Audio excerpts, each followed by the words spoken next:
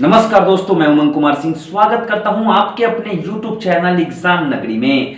और आज हम लोग जैसे कि जानते हैं स्पेक्ट्रम की किताब पढ़ रहे हैं। स्पेक्ट्रम आधुनिक भारत का इतिहास की पुस्तक है और इसमें हमने चैप्टर 3 अध्याय 3 अध्याय 4 अध्याय 5 खत्म कर लिया है। अध्याय 6 हमारा चल रहा है और अध्याय 6 जैसा कि हम सभी जानते हैं, अध्याय 6 क्या कहता है। अध्याय 5 तक हमने बहुत ही इंपॉर्टेंट चीजें पढ़ी। अध्याय 6 अब इस चैप्टर का नाम देखिए, मैं आपको बता दूं कि 3, 4, 5 जो 3 चैप्टर खत्म हुए हैं उनके वीडियोस पहले से मैंने अपलोड कर रखे हैं। अगर आपने नहीं देखा तो डिस्क्रिप्शन बॉक्स में उन सभी वीडियोस के लिंक मैंने डाल दिए हैं, आप वो वीडियो जाकर देख लीजिएगा, तब आपको अच्छे से इतिहास समझ में आएगा। और नोट्स भी मैंने अपने, ये मेरी नोटबुक है और नोटबुक लगभग 150 पेज से ऊपर की हो चुकी है। मैं आराम से इसको बना रहा हूँ, आपके लिए बना रहा हूँ, तो आपको जो है वहां से रेफरेंस लेके अपनी नोटबुक भी अच्छे से तैयार कर सकते हैं। तो बिना देर किए हुए मैं आता हूं यहाँ पे कि हम सभी जानते हैं, हम सभी क्या कहते हैं, कोई अगर आपसे पूछे कि बताइए भारत में जो है अंग्रेजों के विरुद्ध क्रांति कब से शुरू हुई, लोग कब से जो है विरोध करना शुरू किया, तो आप कहेंगे 1857 की क्रांति। 1857 की क्रांति जो है उसे माना जाता है कि पहली लड़ाई थी अंग्रेजों के विरुद्ध, लेकिन ऐसा नहीं है। चूंकि ये जो स्पेक्ट्रम का छठा चैप्टर है ये क्या कहता है, स्पेक्ट्रम का छठा चैप्टर कहता है कि 1857 से पूर्व ब्रिटिश साम्राज्य के विरुद्ध जन असंतोष, मतलब 1857 की क्रांति ही नहीं, उससे पहले भी ब्रिटिशों के विरुद्ध जो है वो जन आक्रोश होता रहा है, विद्रोह होते रहे हैं। और इसी चैप्टर में हम लोग जो है सभी चीजें पढ़ेंगे। बिना देर किए हुए मैं लेके चलता हूं आपको अपनी नोटबुक पे, और बहुत ही बेहतरीन, आप इसे पूरा वीडियो देखिएगा, बहुत बेहतरीन तरीके से मैंने इसे समझाया है, कम से कम शब्दों का उपयोग किया है और अधिक से अधिक समझाने का प्रयास किया है। तो आइए मैं आपको लेके चलता हूं अपने नोटबुक पे। तो चलिए, पहला पेज मैं इस समय आपके सामने रख रहा हूं। आप लोग देखेंगे कितने मजे से जो है ये पहला पेज आपके सामने है। पहला पेज है अध्याय 6। देखिए मैंने हेडिंग दी है 1857 से पूर्व। ध्यान देंगे, 1857 से पूर्व ब्रिटिश साम्राज्य के विरुद्ध जन असंतोष। आप स्पेक्ट्रम की किताब में देख सकते हैं, एक तरफ किताब का ये चैप्टर है, इसी चैप्टर को हम लोग आज पढ़ने वाले हैं। बड़े ध्यान से समझिएगा, आपको देखते देखते याद हो जाएगा। इस वीडियो को, इस पूरे चैप्टर को हम लोग 2 पार्ट में समझेंगे, 2 पार्ट में खत्म करेंगे। पहला पार्ट ये है, अगला पार्ट तुरंत आएगा। तो देखिए 1857 से पूर्व जो है कई लड़ाइयां लड़ी गई। लोग कहते हैं 1857 की पहली लड़ाई थी, लेकिन ऐसा कुछ नहीं है। कई तरह के विद्रोह हुए अंग्रेजों के विरुद्ध और लगातार होते आ रहे थे, जो दिखाते थे कि कहीं ना कहीं लोग जो है संतुष्ट नहीं हैं अंग्रेजों के शासकीय प्रणाली से, या अंग्रेजों के जो नीति है, अंग्रेजों की नीतियां हैं राज करने की, शासन करने की, उससे। क्यों? क्योंकि अत्यधिक कर लगाते थे, वह उन पुरानी रूढ़िवादी परंपराओं में हस्तक्षेप करते थे और हमारे संसाधनों का उपयोग करते थे। तो कई तरह की समस्याएं आती थी। इसमें हम लोग देखिए, इस चैप्टर में सबसे पहले आपको इस पेज पे दिखाई दे रहा होगा, हम लोग 3 चीजें पढ़ेंगे। पहला पढ़ेंगे जन विद्रोह। जन विद्रोह में 2 तरह के विद्रोह आते हैं, एक आते हैं सैनिक विद्रोह और दूसरा आता है असैन्य विद्रोह। सैनिक विद्रोह जो सैनिक लोग किए थे, कुछ सैनिक किए थे, और असैन्य विद्रोह मतलब जो सैनिक को छोड़ के नागरिकों ने किया था। जन विद्रोह मतलब सामान्य नागरिकों ने किया था।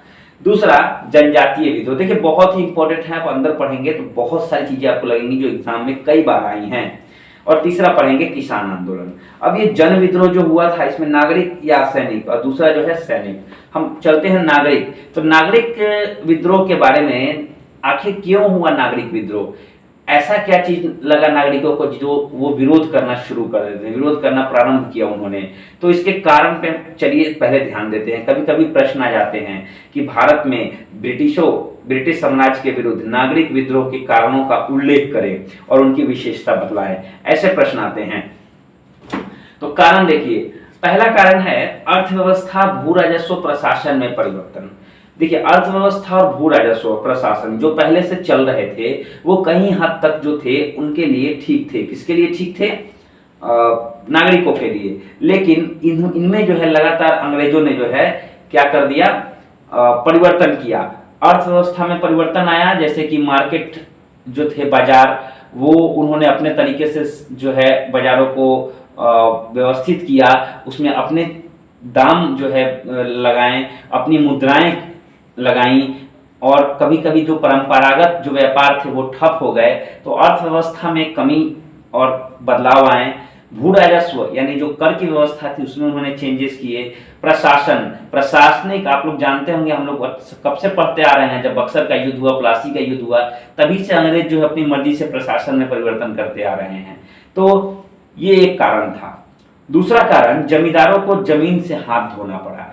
बहुत सारे जमींदार जिनको राजस्व व्यवस्था में यह व्यवस्था रखी गई थी कि आपको कर वसूल के देना है, जो जमींदार नहीं दे पा रहे थे उनको जो है अपने जमीन से हाथ धोना पड़ रहा था। तीसरा कारण, परंपरागत जमींदारों के ओहदे में कमी। अब अंग्रेज क्या करते थे कि उस जमींदार को हटा के उनसे जमीन छीन के नए जमींदार को दे देते थे।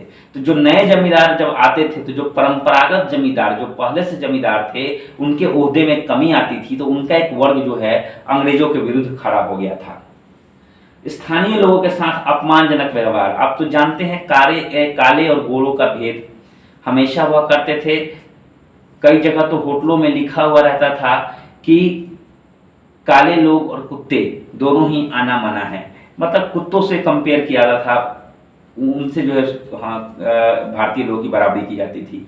अपमानजनक व्यवहार किया जाता था, भारतीयों को बड़े पद नहीं दिए जाते थे। तो ये सब ये कारण था, इससे एक अलग वर्ग खड़ा हुआ अंग्रेजों के विरुद्ध। उसके बाद धर्मगुरुओं की उपेक्षा तथा खराब स्थिति। अब ये धर्मगुरु कौन है? धर्मगुरु में सभी आ जाते हैं, पंडित, सन्यासी जो भी हैं, इन सभी की उपेक्षा की गई, क्योंकि वो लोग ईसाई धर्म को ज्यादा जो है मान्यता देते थे। दूसरी ओर जब जमींदार का उन्मूलन होने लगा, पुराने जमींदार, परंपरागत जमींदार जो है वो खत्म होने लगे, तो जमींदार ही जो थे जिनके यहाँ वो पुरोहित, पंडित, ये धार्मिक साधु जो भी कहिए, वो सभी जो हैं उनके दम पर ही जो है खुद को बहुत ही सम्मान पूर्वक देखते थे खुद को। लेकिन उनकी ओहदे में कमी के कारण ये खुद भी जो हैं खुद की उपेक्षा हुई और उनकी स्थिति खराब हो गई। उसके बाद भारतीय दस्तकारी उद्योग की दयनीय स्थिति। अब भारतीय दस्तकारी जो उद्योग था तो उसमें जो है उद्योग धंधों का नाश हुआ, तो ये भी एक कारण था। ये सारे कारणों का आप चाहें तो व्याख्या आराम से कर सकते हैं अगर आपने जो है इनको समझ लिया है तो। अब इसकी क्या विशेषता थी नागरिक विद्रोह की? तो नागरिक विद्रोह की विशेषता यह थी कि जो भी विद्रोही नेता थे, जितने भी विद्रोही नेता थे, जो भी विद्रोह कर रहे थे, सबका एक ही मोटो था। क्या मोटो था? कि परंपरागत व्यवस्था को बनाए रखना, जो पहले से व्यवस्था आ रही है उसको बनाए रखना। उसके बाद स्थानीय परेशानी तथा कारणों के लिए वो हमेशा जो है प्रयासरत रहते थे और लगभग सबकी एक जैसी स्थिति थी, सभी यही चाहते थे। एक बहुत बड़ी विशेषता थी, कॉमन विशेषता। आइए जानते हैं, ये तो पेज में हमने जान लिया एक परिचय भूमिका के रूप में। अब हम लोग जानते हैं कुछ प्रमुख नागरिक विद्रोह के बारे में, और स्पेक्ट्रम में बहुत सारे नागरिक विद्रोह दिए हुए हैं, लेकिन हमें जो है कुछ नागरिक विद्रोह पढ़ने हैं। तो देखिए, पहला हम लोग पढ़ेंगे, इस पेज में देख सकते हैं आप लोग, सन्यासी विद्रोह। पहला हम लोग पढ़ेंगे सन्यासी विद्रोह। सन्यासी विद्रोह भैया क्या था? सन्यासी विद्रोह का काल देखा जाए तो 1770 से 1820 तक चला था। यह प्रमुख कारण क्या था? तो सन्यासी। सन्यासी का मतलब क्या जानते हैं आप? सन्यासी मतलब साधु होते हैं, कह सकते हैं आप जो है जो पंडित होते हैं वो लोग होते हैं। तो प्रमुख कारण क्या था कि जो तीर्थ यात्रा पे जाते थे ये लोग, तो उनके तीर्थ यात्रा पर ही प्रतिबंध लगा दिया गया था अंग्रेजों की तरफ से। तो ये एक प्रमुख कारण था। इसमें जो है किन लोगों ने मुख्यतः भाग लिया? तो हिंदू नागा और गिरी के सशस्त्र सन्यासी जो कभी हिंदू राजाओं, मराठों और बंगाल अवध के नवाब के सैनिक थे। मतलब कहीं ना कहीं सशस्त्र मतलब कि उनको शस्त्र चलाने की विद्या प्राप्त थी और वो पहले सैनिक हुआ करते थे। सैनिकों की संख्या में कमी हो गई, क्यों? क्योंकि वो जो सहायक संधि वगैरह आई तो अंग्रेज अपना सैनिक रखने लगे, तो जो परंपरागत सैनिक थे उनकी में कमी आई। वो बाद में जाकर साधु बने और वहाँ जब वो साधु बन के तीर्थ यात्रा करने गए तो तीर्थ यात्रा में भी उन्हें प्रतिबंधित किया गया, जो कि सर से जो है पानी ऊपर जाने के बराबर था। तो इसलिए वो विद्रोह को व्याकुल हुए। तो आप कारण समझ गए होंगे। अब सन्यासियों ने यहाँ तक ही नहीं किया, सन्यासियों ने सशस्त्र विद्रोह तो किया और लूटपाट भी की। लूटपाट कहने का मतलब किसी का घर नहीं लूटा, किसी की प्रॉपर्टी नहीं लूटी, लेकिन अंग्रेजों के हथियारों को लूटा ताकि वह अपना एक अलग मजबूत आधार बना सके। 1820 में जो है क्या किया गया, दमन पूर्वक जो है आंदोलन को कुचल दिया गया, मतलब जबरदस्ती कुचल दिया गया। इसमें हिंदू और मुसलमान दोनों की बराबर भागीदारी थी। अब देखिए सन्यासी विद्रोह अगर ऑप्शन आए कि हिंदुओं की भागीदारी थी, मुसलमानों की भागीदारी थी, दोनों की भागीदारी थी, कितने लोग सन्यासी नाम सुन के जो है वह केवल जो है हिंदू ऑप्शन डाल देंगे, लेकिन ऐसा नहीं है। सन्यासी हिंदू में भी होते हैं, मुसलमान में भी मौलवी जो होते हैं, जो मस्जिद वगैरह में रहते हैं, वो भी एक तरह के सन्यासी ही होते हैं। हज पे जाते हैं, उनकी हज जो है तीर्थ यात्रा हो गई, उस पर अंग्रेजों ने भी प्रतिबंध लगा दिया था। तो इसलिए जो है सन्यासी विद्रोह में हिंदू और मुसलमान दोनों की समान भागीदारी देखी गई। इसके प्रमुख नेता के कुछ नाम हैं, जिसमें मजनून शाह मुस्लिम, चिराग अली मुस्लिम, मूसा शाह, देवी चौधरानी, ये कुछ लोग हिंदू। तो देखिए किस तरह से हिंदू और मुस्लिमों का बराबर। मैंने कुछ नए नेताओं के नाम यहाँ दिए हैं, इसको आप लोग याद रखेंगे। अब बंकिम चंद्र चट्टोपाध्याय के एक रचना है आनंद मठ। आनंद मठ के रचयिता कौन है? बंकिम चंद्र चट्टोपाध्याय। तो इन्होंने जो है आनंद मठ में इस सारे सन्यासी विद्रोह का वर्णन किया है। तो ये सन्यासी विद्रोह के बारे में संक्षिप्त विवरण, इसके आधार पर आप चाहें तो बड़े आराम से कहानी लिख सकते हैं। दूसरा पेलिगर विद्रोह। अब ये पेलिगर विद्रोह क्या था? पेलिगर मैं बता दूं आपको, पेलिगर जो है दक्षिण भारत में जो है दक्षिण भारत के जो नागरिक थे, जो स्थानीय नागरिक थे, उनको कहा जाता था। ये कहाँ ये आंदोलन हुआ? तो दक्षिण भारत में मदुरई, तिरुनावेली और शिवगंगा। कारण क्या था? तो अर्काट के नवाब थे, उन्होंने क्या किया, तिरुनावेली और कर्नाटक के प्रांतों का प्रबंधन जो है ईस्ट इंडिया कंपनी को दे दिया, जो कि स्थानीय नागरिक जो पेलिगर कहे जाते थे उनको बिल्कुल पसंद नहीं था। अब आप ही स्थानीय रहिएगा, आप ही लोकल रहिएगा और किसी बाहरी को आप ही का स्थान का जो है राजा बना दिया जाएगा तो आपको तो अखड़ेगा ही। वही चीज यहाँ पे हुआ। मूल कारण अत्यधिक करारों पर, मतलब अपनी ही जमीन पर जो है जब सौंप दिया गया तो अंग्रेजों ने उस पर अत्यधिक कर लगा दिया। तो ये एक बहुत बड़ा कारण था। इसके कुछ नेता के नाम थे कट्टा बोम्मान, सुब्रमण्यम पिल्लई, ये सब लोग जो हैं बहुत ही सक्रिय नेता थे पेलिगर विद्रोह के। पहला चरण 1795 से 99 में हुआ, जिसे अंग्रेजों ने दबा दिया। दूसरा चरण 1801 से 1805 में हुआ। दूसरा चरण क्यों हुआ? तो इसमें जो बच गए थे पेलिगर, कुछ पेलिगर तो विस्थापित हो चुके थे एक स्थान से दूसरे स्थान पर, जो बच गए थे उन्होंने पहले से ज्यादा विध्वंसक नीति अपनाई। विध्वंसक कहने का मतलब ज्यादा जो है आक्रामक नीति अपनाई, ज्यादा लूटपाट मचाई। तो जाके अंग्रेजों को जो है सैन्य कार्यवाही द्वारा इस आंदोलन का दमन करना पड़ा। दूसरे चरण का जो कारण था वह था कावल शुल्क से वंचित करने पर। कावल शुल्क क्या होता था? तो वो लोग अपने एक लोकल शुल्क वसूलते थे, चंदा टाइप का, उस पर अंग्रेजों ने रोक लगाया था। तो ये विद्रोह हो गया। देखिए विद्रोह के बारे में कितने आराम से हम समझा। अब देखिए यहाँ पे मैंने क्या किया, सारे विद्रोह को गोल गोल घेर दिया है और कम से कम शब्दों में मैंने बहुत कुछ बताने का प्रयास किया है। जैसे कि आपने सुना होगा, तीसरा है पायकों का विद्रोह। पायकों का विद्रोह, पायक जो थे वो उड़ीसा में, खोंड और पायक विद्रोह जो है वो उड़ीसा में हुआ था। तो उड़ीसा के परंपरागत पैदल सैनिक थे पहले। तो पैदल सैनिकों को जो है क्या होता था कि सैन्य सेवा के बदले लगान मुक्त जमीन मिलती थी। अब चूंकि अंग्रेज आ गए, अंग्रेजों ने उड़ीसा को कब्जा कर दिया, खुर्दा के राजा को हटा दिया, तो अंग्रेजों को उसकी जरूरत थी नहीं। उन्होंने सारे सैनिकों को रिटायर कर दिया, पैदल सेना सैनिकों कि भैया परंपरागत सैनिक की आवश्यकता नहीं है, हमारे पास अच्छे हथियार हैं, आप लोग निकलिए यहाँ से। तो 1803 में कंपनी की उड़ीसा विजय हुआ और खुर्दा के राजा जो है सिंहासन से हटते ही पायकों के सम्मान में भारी कमी। अब पायकों का कोई सम्मान जो है करता वर्ता नहीं था। कुछ अन्य कारण भी थे। अब चूंकि उड़ीसा में जो है अंग्रेजी सरकार आ गई तो उन्होंने कुछ परिवर्तन भी किए। क्या किया, तो नमक की कीमतों में वृद्धि, स्थानीय मुद्रा की समाप्ति कर दी। जो स्थानीय मुद्रा जिसमें आपस में वो लोग लेन देन करते थे उसको बंद कर दिया, अपनी मुद्रा चलाया।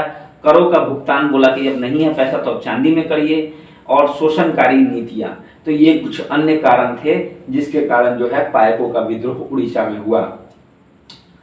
प्रमुख नेता जो थे वो जगबंधु थे। जगबंधु कौन थे, तो खुर्दा राजा के सेनापति थे। 1818 में विद्रोह जो है शिथिल पड़ गया और 1821 तक जो है जगबंधु द्वारा विद्रोह किया गया। लेकिन 1825 में जो है जगबंधु ने आत्मसमर्पण कर दिया और 150 रुपए की पेंशन पर अंग्रेजों ने जो है उसको कटक में रहने दिया कि अब कटक में रहिए, 150 रुपए का पेंशन लीजिए और आराम से बैठिए। यही था पायकों का विद्रोह। देखिए कितने आराम से जो है, ध्यान से हमने इसे आराम से पढ़ लिया। पायक विद्रोह का लाभ क्या हुआ, तो ऐसा नहीं कि काफी लंबे समय तक चला। तो आत्मसमर्पण उन्होंने क्यों किया जगबंधु ने, क्योंकि कुछ चीजें अंग्रेजों ने मान ली थी। जैसे पायक विद्रोह जो भी विद्रोही थे उनकी बकाया में छूट दे दी उन्होंने, जो भी बकाया राशि थी उसमें छूट दिया। ऋण चुकाने में अक्षम लोग जो कि ऋण नहीं चुका सकते थे उनको राहत मिल गई। उदार शासन के अन्य अनुबंध, यानी उदार शासन मतलब शासन के हर जगह पर जो है उनको छूट दी गई, उनको हर जगह जो है वहां पे छूट मिली। और पायकों के पक्ष में जो है नियम कानून जो नई व्यवस्था आई वो हुई। तो ये थोड़े से जो है फायदे थे पायक विद्रोह के। अब आते हैं अहोम विद्रोह। देखिए अभी हम लोग चल रहे हैं नागरिक विद्रोह, असैन्य विद्रोह। सैनिक विद्रोह नहीं चल रहे हैं, असैन्य विद्रोह चल रहे हैं, नागरिक विद्रोह चल रहे हैं। ये नागरिक विद्रोह के अंदर में आता है। अहोम विद्रोह, अहोम जो है असम, अ से असम, अ से अहोम, अहोम असम। तो अहोम जो था वो बर्मा युद्ध के बाद अंग्रेजों ने क्या किया, उत्तरी असम को जो है आजाद मान लिया। अब उत्तरी असम पर जो है वो खुद का अधिकार रखने लगे। अहोम वंश का विरोध हुआ। अहोम वंश कौन थी, तो वहां के जो स्थानीय वंशज आते चले थे उन्होंने विद्रोह किया कि आप इसके मालिक कैसे। अब नेता जो थे वो अहोम के राजपुत्र ने लिखा है, वो राजकुमार थे जिनका नाम था गोधर कोनवार। अंग्रेजों द्वारा मैत्रीपूर्ण नीति, क्योंकि असम में बहुत अंग्रेज कहाँ पे अटैक करते थे, कहाँ पर आक्रमण करते थे, कहाँ पे चीजें हथियाना चाहते थे, तो समुद्री इलाके जहाँ पे थे जहाँ से आराम से वो ट्रांसपोर्ट कर सके। असम में केवल चाय की खेती थी, तो बस उन्होंने बातचीत से मैटर जो है यहाँ पे मुद्दा ठीक हो गया। अंग्रेजों ने मैत्रीपूर्ण नीति अपनाई, संधि द्वारा इस चीज को संभाला और ऊपरी असम क्षेत्र जो है महाराजा पुरेंद्र सिंह नरेंद्र को और बाकी राजा जो है असम के राजा मतलब दे के वो लोग चले आए। अंग्रेजों को ज्यादा उनसे असम से मतलब नहीं था। उसके बाद आगे आते हैं गडकरी विद्रोह, थोड़ा सा देखते हैं। तो गडकरी जो थे मराठा क्षेत्र के दुर्ग सैनिक थे जो कर मुक्त भूमि पाते थे। उन्हें कर मुक्त भूमि मिलती थी कब, जब वो मराठा में सैनिक के पद पर थे। अब 1844 में क्या हुआ कि जब मराठाओं की शक्ति कमजोर पड़ गई तो अंग्रेजों ने वहां अपना कर लगाना शुरू कर दिया, जिससे जो है काफी ज्यादा विद्रोह उठा, जिसे गडकरी विद्रोह कहते हैं। महाराष्ट्र में बाबाजी अहिरकर जो थे इसके नेता थे, नेता का नाम याद रखिएगा बाबाजी अहिरकर, और अंग्रेजों ने इसका भी जो है दमन कर दिया। देखिए हम देखें तो सारे के सारे जो कहने का मतलब जो भी विद्रोह है सबका कारण जो है एक समान सा आपको लगेगा, थोड़ा थोड़ा डिफर लगेगा, उसको आपको ध्यान में रखना है। अब आते हैं आगे नायक विद्रोह। अब ये नायक का मतलब क्या होता है, नायक का मतलब रैयत। रैयत का मतलब होता है कि किसान का वह ग्रुप जिनको जो है खेती के लिए जमीन दिया जाता है। तो यह विद्रोह कहाँ हुआ था, तो स्थान जो है मेदिनीपुर बंगाल में हुआ था। कहाँ पे हुआ था, मेदिनीपुर बंगाल में। नायकों द्वारा, रैयतों द्वारा, वही रैयतों द्वारा। क्यों हुआ था, क्योंकि उन्होंने जो रैयत उनको मिली थी, जमीन मिली थी, उसे अंग्रेजों ने जब्त कर लिया। कंपनी द्वारा जो है जमीन की जब्ती होने लगी 1806 में। समझ गए होंगे। नायकों द्वारा कंपनी के विरुद्ध, अब लेंगे जमीन तो विद्रोह तो कोई भी करेगा, उसी से खाता पीता है सब।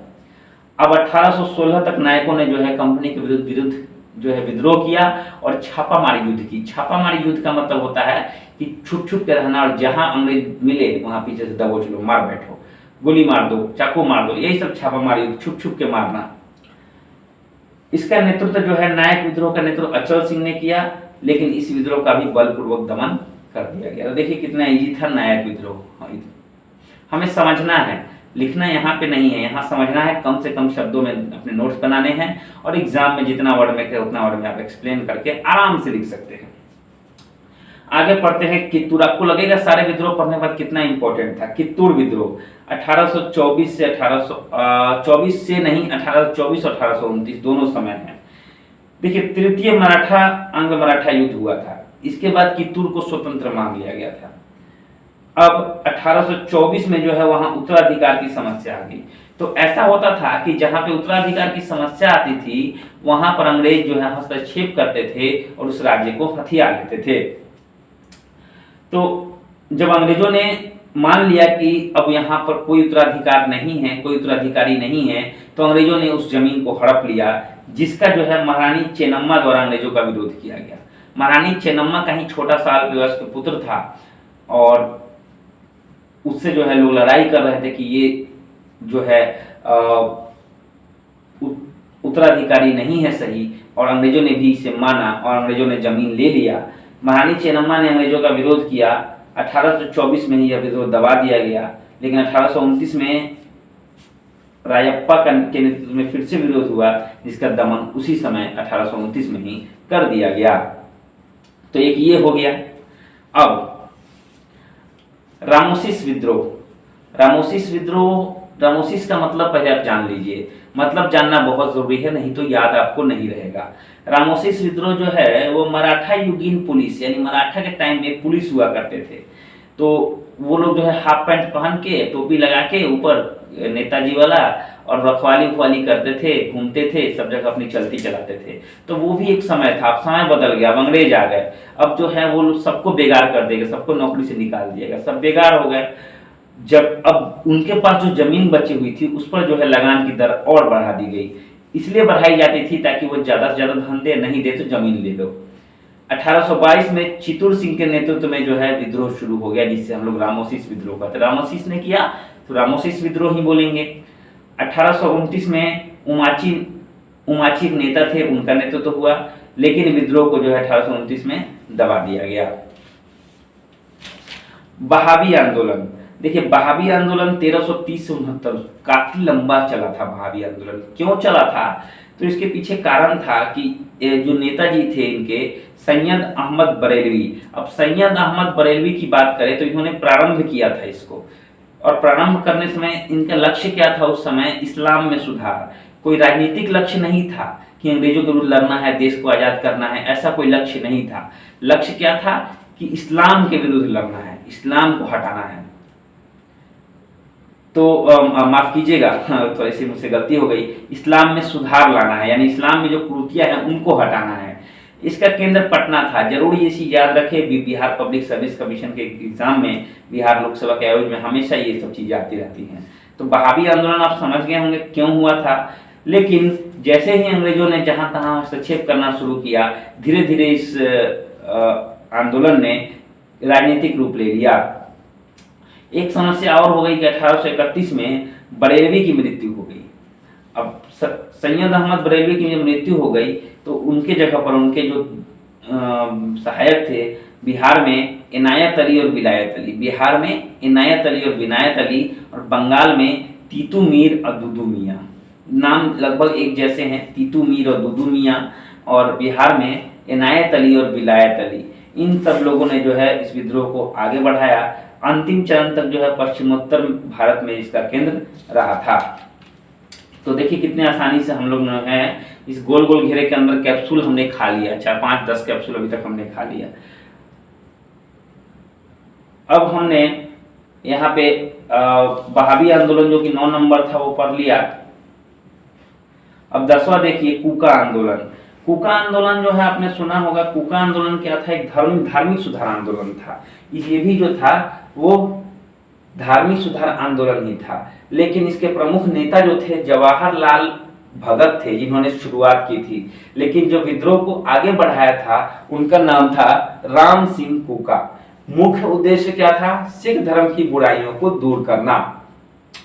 अब सिख धर्म में क्या क्या बुराई थी, तो सिख धर्म में बहुत सारी बुराई थी। जैसे लोग मदिरा पान करते थे, गुरुद्वारे में कभी पी के चले गए, लगातार गुरुद्वारे में अपना श्रमदान नहीं देते थे, महिलाओं की बहुत ही खराब स्थिति थी। तो ये सारी स्थिति जो भी कुरीतियां थी उनको दूर करना था। अब पंजाब में जब अंग्रेज हस्तक्षेप करने लगे तो इस आंदोलन का स्वरूप जो था वो राजनीतिक हो गया। अब हुआ कि अंग्रेजों को पहले भगाओ, तब ना बुराई यहाँ पे जो है हम लोग ये करेंगे, इसकी बुराई को हटाएंगे। अब अंग्रेजों को हटाकर होने का सबसे पहले सिखों का शासन होना चाहिए। पंजाब है तो सिखों का शासन होना चाहिए। उन्होंने क्या क्या उपाय किए इसके लिए? अंग्रेजी कपड़े, अंग्रेजी उत्पाद, अंग्रेजी नियम और अंग्रेजी शिक्षा, इन सब चीजों का बहिष्कार किया और स्वदेशी चीजों को अपनाया। 1872 में प्रमुख नेता राम सिंह कुका को जो है वो गिरफ्तार कर लिया गया और रंगून निर्वासित कर दिया गया, जहां उनकी 1885 में मृत्यु हो गई। तो ये कुछ इंपॉर्टेंट 10 मैंने इसको लिस्टेड किए हैं। 10 में कौन कौन से हैं आप जो है देख सकते हैं। 10 में हमने क्या क्या पढ़ा? तो हमने पढ़ा पहला नंबर में सन्यासी विद्रोह, दूसरा में पेडिगर विद्रोह, तीसरा में पायकों का विद्रोह, चौथा में अहोम विद्रोह, पांचवा गडकरी विद्रोह, छठा नायक विद्रोह, सातवां कित्तूर विद्रोह, आठवां रामोसिस विद्रोह, उसके बाद 9वां भावी आंदोलन और 10वां कुका आंदोलन। तो ये कुछ असैन्य आंदोलन थे, कुछ नागरिक आंदोलन के बारे में हमने पढ़ा। अब सैन्य विद्रोह, देखिए नागरिक आंदोलन के बारे में थोड़ा मेन उसका जो है समझ लेना है, करेक्ट जो भी है उसका इंपॉर्टेंट चीजें, और उसके बाद हम आराम से उसके बारे में लिख सकते हैं खुद से। अगर आपने सिर्फ रीडिंग मारी है तो वही करते हैं लोग, मेन चीजों को नोट करते हैं और रीडिंग वाली चीजों को छोड़ देते हैं, वो खुद से भी लिख सकते हैं। अब देखिए थोड़ा सा सैन्य विद्रोह के बारे में जानते हैं। तो सैन्य विद्रोह छोटे छिटपुट सैन्य विद्रोह होते रहे। अब हम लोग इसमें बस जानेंगे कि सैन्य विद्रोह का होने का कारण क्या था। तो 1857 से पूर्व जो सैन्य विद्रोह हुए उनके कारण था भुगतान तथा पदोन्नति में भेदभाव। मतलब अंग्रेजों को जो है वेतन समय पे मिलता था और प्रमोशन भी समय से मिलता था, लेकिन यहाँ पे क्या हुआ कि भारतीयों के साथ ये सारी जो है चीजें भारतीयों के साथ होने लगी। वेतन कम और समय पर प्रमोशन नहीं, मतलब भेदभाव। ब्रिटिश अधिकारियों द्वारा भेदभाव होता था। विदेश सेवा भत्ते से वंचित। अब होता था उस समय कि आपको बाहर जाना है, कहीं दूसरे देश में, से बर्मा युद्ध हुआ तो अंग्रेजी सेना गई, नेपाल युद्ध हुआ वहां गई, तो कहीं भी बाहर जाना है तो उन्हें विदेशी भत्ता जो है, सैन्य सेवा जो भत्ता जो होता है वह देना है, लेकिन वो नहीं देते थे। दूसरी चीज कि देश से बाहर जाने और लड़ने जाने हेतु उच्च धर्म के सैनिक को, उच्च हिंदू धर्म के सैनिकों को आपत्ति थी। क्यों? क्योंकि उनका मानना था कि जब हम समुद्र के उस पर जाएंगे तो अशुद्ध हो जाएंगे, हमारा धर्म भ्रष्ट हो जाएगा। तो वो विरोध इसका लगातार कर रहे थे। उसके बाद धार्मिक आस्था के साथ सैन्य शर्तों का कोई संतुलन नहीं था। मतलब सैनिक सेवा के लिए जो शर्तें चाहिए थी उनका धर्म से जो है कोई मतलब नहीं था। सभी जो है कोई नियम तो धर्म को पूरी तरह जो है कह सकते हैं कि धर्म की धज्जियां उड़ा के रख देता था। तो कहीं ना कहीं दोनों में संतुलन नहीं था। उसके पहले भी कुछ लड़ाइयाँ हुई, जैसे 1764 में बंगाल में सिपाही विद्रोह हुआ। 1806 का वेल्लोर का युद्ध क्यों हुआ था? इसी कारण हुआ था क्योंकि जो परंपरागत वेशभूषा थी उसमें से अंग्रेज बदलाव करना चाहते थे, जो कि वो लोग चाहते नहीं थे। तो 1806 में वेल्लोर का सैन्य विद्रोह हुआ।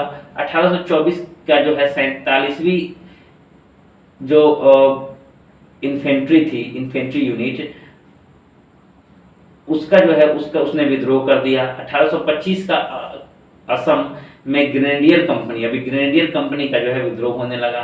तो ये सब कुछ सैन्य विद्रोह थे। तो ये हमारा आज का देखिए हमने इतने आराम से जो है हमें कुछ जन विद्रोह हमने पढ़ लिया।